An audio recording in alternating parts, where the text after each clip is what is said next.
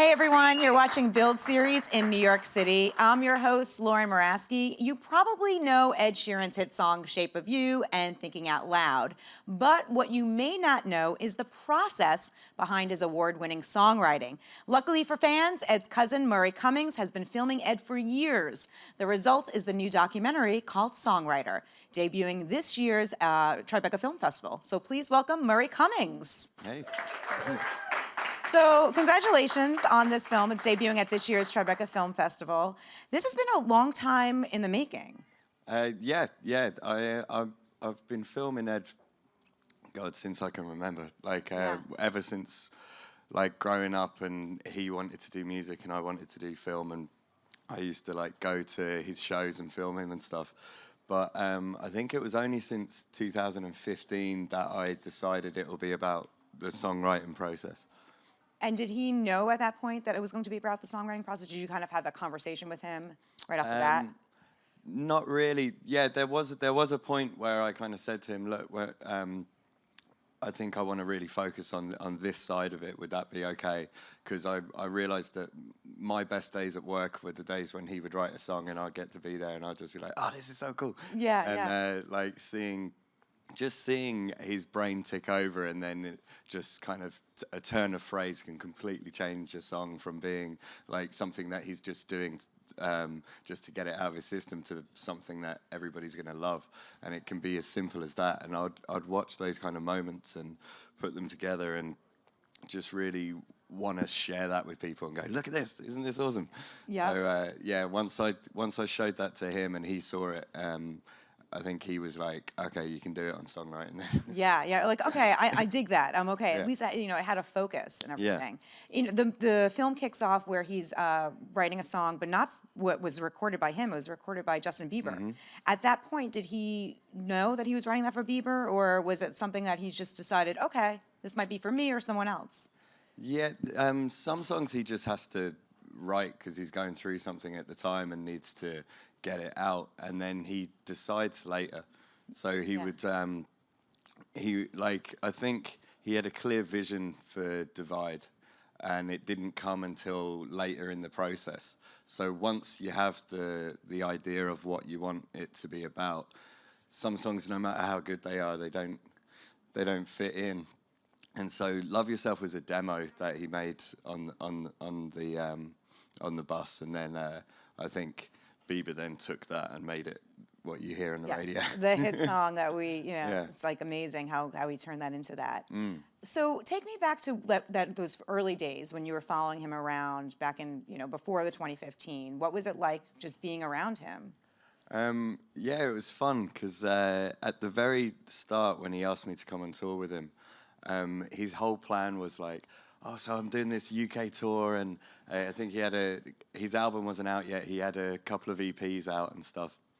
And he was like, we don't have any hotels booked or anything. I'm going to get on stage and I'm going to say to the audience, oh, if you give me a place to stay and a cup of tea in the morning, I'll play in your living room and stuff. Wow. And I was like, yeah, I'm in. And so we organized it, and then just before it happened, his song came out and charted, and it was like, yeah, you're not doing that anymore. Yeah. And the record label were yeah, we can get you a tour manager, hotels, all of this stuff. So it was kind of fun to watch it grow from this kind of tiny little plan of us going around the UK to everything that's happened to it. It's amazing that you were there for the whole process, too. The whole thing feels very natural. There's a point where you guys are, in a field, and he's just rocking out. And I think we have a clip of that where he's singing. I think we could toss to that now. Oh, brilliant. Yeah. I don't know. I'll find a different end line for that.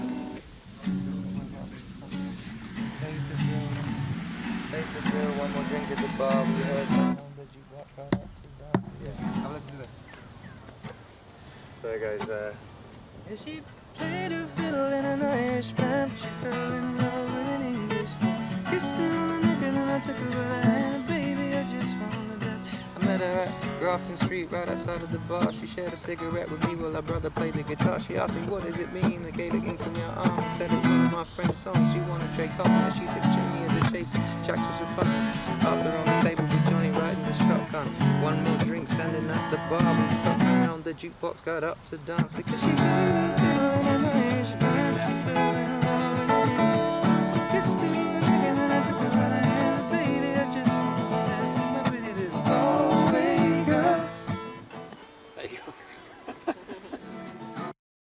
Well, that's cool. Where did that take place? That is in Suffolk, in Okay. England, which is probably like 3 hours north of London somewhere. Okay, nice. I mean, did you film it everywhere, like around the world, or how many places did you follow him around? Well, I've done world tours with him, but for when he was writing, I think it was mainly here in the States. I think Happier was written in New York. I think around 3 songs were written in Malibu in California, and a lot was written in the UK. And I think Love Yourself was written in Canada, so it kind of fits that Beaver did it. Yeah, being a Canadian himself. Yeah. What was the process like whittling down all of that footage? Yeah, it was kind of like I watched everything and then kind of just took stuff down, and I knew I had these moments that I wanted to like make bigger.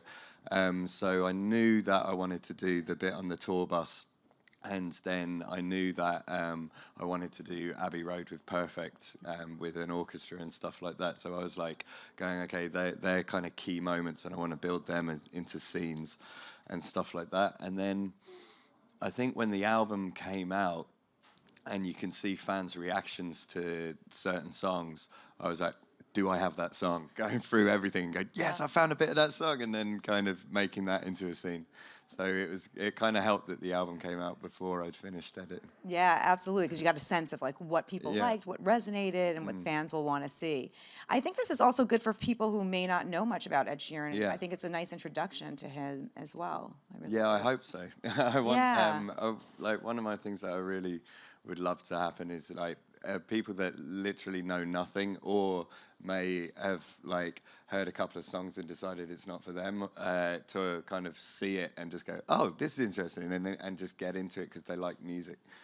You worked on a couple of his music videos before, and you had like a concert film. What did you learn from those experiences that you applied to this film? Well, with the very first music video I did for Ed was a kind of fan video for Drunk, which was kind of loads of tour footage all chopped up. And so I learned from that, like when this film happened, I had planned a big kind of ending.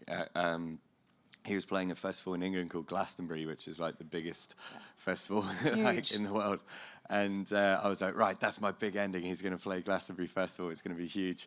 And then it just didn't work out. And I was like, no, what am I going to do? I don't have my ending. And then I was like, well, the first thing I did was a kind of montage kind of video. And I was like, man, I'll just do that. That feels right. That's kind of full circle. And so that's what I ended up doing. So it's like I definitely drew on that one. And then the other music videos I've worked on have been directed by Jason Koenig, who he did Shape of You, Galway Girl, Perfect. And he's really good, and he's a really good friend. And I talk to him a lot on the phone whenever I'm struggling with stuff. So what I learned from those was just what he does a thing called the bad ideas wall. Okay. Where it is absolutely no pressure. You can put an idea on the wall, and because you've put it on the bad ideas wall, you can't be criticized for it. Sure. And that kind of freedom to be able to like get these ideas out and put them on the wall, and it's never the idea that you put on the wall that you do, but that will trigger an idea that'll help the edit massively. I love that. That's good. No bad ideas, right? Yeah. It's a safe space. Yeah. With Ed, did he ever feel uncomfortable that you all were around filming him? Were there times when he's like, no, man, I don't want to be on camera? Ed's gotten so used to me having my camera in my hands that he doesn't really, I don't think he does tell me to turn it off. He's just kind of, I think we have a trust there that he knows I'm not going to, like, try to like mess him over. So like he's kind of like, oh, even if he shot something that I didn't like, I know that he won't exploit it. Yeah, yeah. He's completely comfortable, yeah. He also seems really, I mean, how comfortable is he with fame? You saw him obviously before he was famous, but now he's worldwide famous. Yeah, I think he's comfortable with it within the world of music. Like he understands that he's a musician and he's providing, like he's playing to all these people and they're gonna know who he is and stuff like that. But I think it's he doesn't like the other side, but he accepts it. But Yeah. it's just kind of like the interest in his personal life and stuff like that. I think is a little bit harder for him to understand. Yeah, I know, and he recently got engaged. So was his fiance around while you were filming a lot of this too? No, not really. She did come around a couple of times, but yeah. Not as much. Yeah. Yeah, leaves him up to his songwriting. The thing is, like, when you're watching this film, you realize, like, you get the sense that all he's doing is writing songs. Yeah. But when is that the case? I mean, obviously Yeah. this is what it is. But when he's not writing songs, what is he up to? He's writing songs. Yeah. He really just, like, I think the reason he's where he is because he loves it. Like, Yeah. he loves writing songs. It's his favorite thing to do. And then performing them, like being able to write it and then play it to someone and see their reaction is very much what he's about. So I think there's a scene in, like, after the clip you just showed, where he gets into the studio. So he's literally just writing those lines as you saw, and then he walks into the studio and there's an Irish band in there, and they start making the song like straight away, and you can just see in his face it's the best day of his life. Yeah, like he's yeah. just walking in going, "We can make this now." Yeah.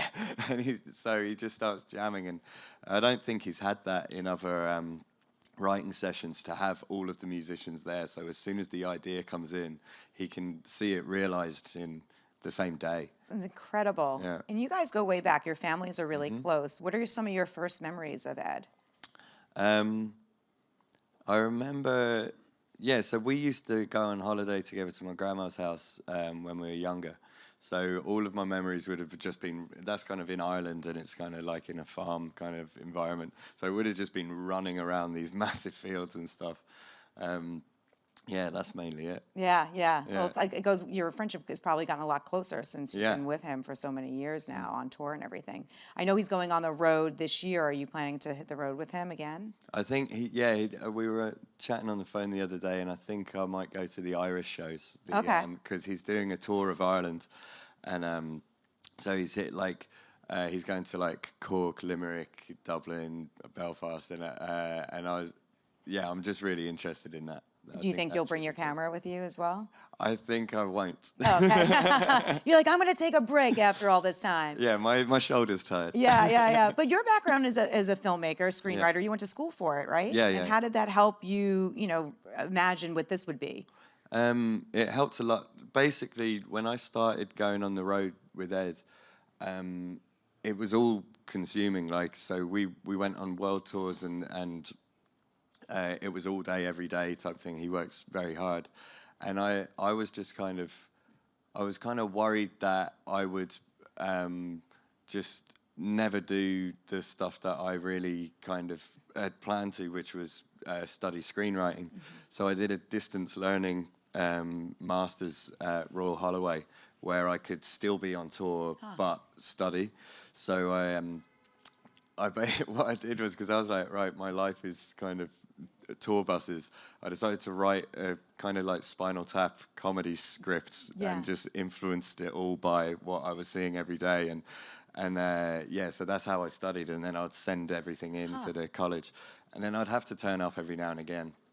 But what I learned from that was structure. Yeah. So I learned about like how many acts you need and when pivotal moments should happen, and kind of knowing that really helped, because I didn't want to do interviews, like sit-down interviews and stuff like that. I wanted people just to be dropped in the studio and watch it and figure it out.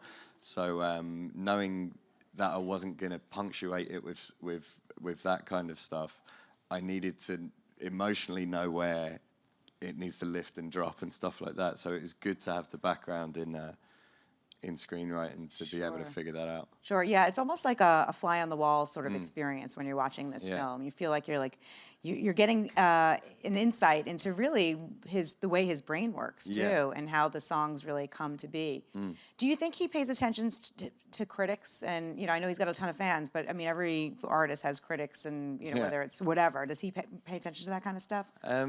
I'm sure he does on some level, but I think he's had it since the start, so I think he knows how to deal with it, and he honestly loves everything he does, so I think that helps, where he's like, okay, people have criticized it, but I love it, so that's that. Right. Did he have a say in the final project? I mean, what Songwriter became to be? Did he say, oh, I don't like this part, or take this out? Well, I was really lucky because we kind of have a similar taste in what we like, and I didn't show it to him.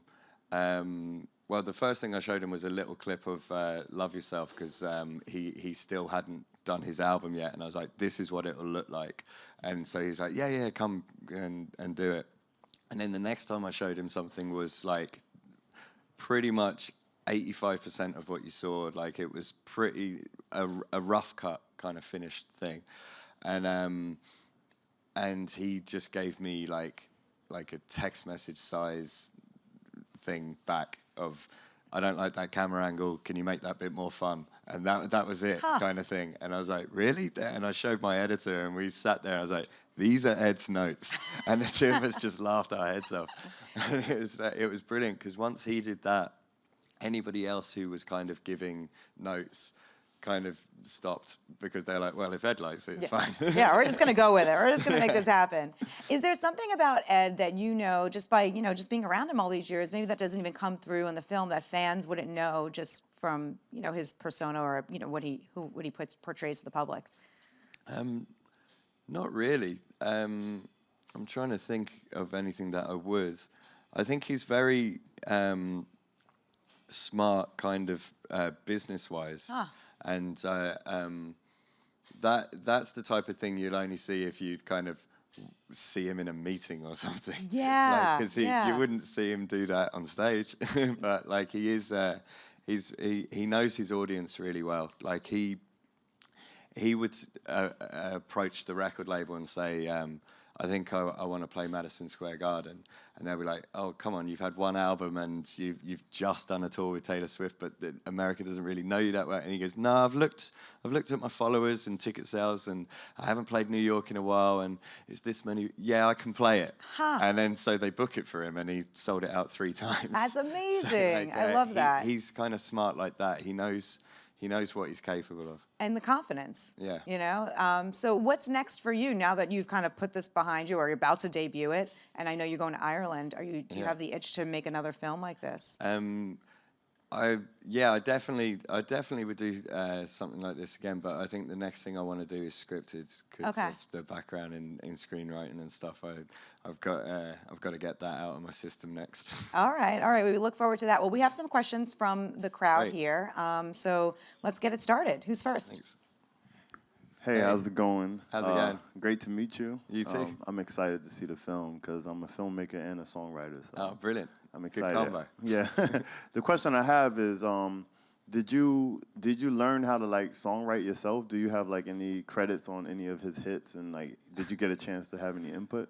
And that basically, I was really fortunate. There's a moment you'll see in the film where, because me and Ed are related, he started to write this song, and we just decided to make it about the relationship of our grandparents. And so I was behind the camera just kind of going, oh my God, you remember, Granddad, when he proposed, he used the gold that he stole from the dentistry to make the ring, and he's like, oh, okay, that's cool, and he started writing it down.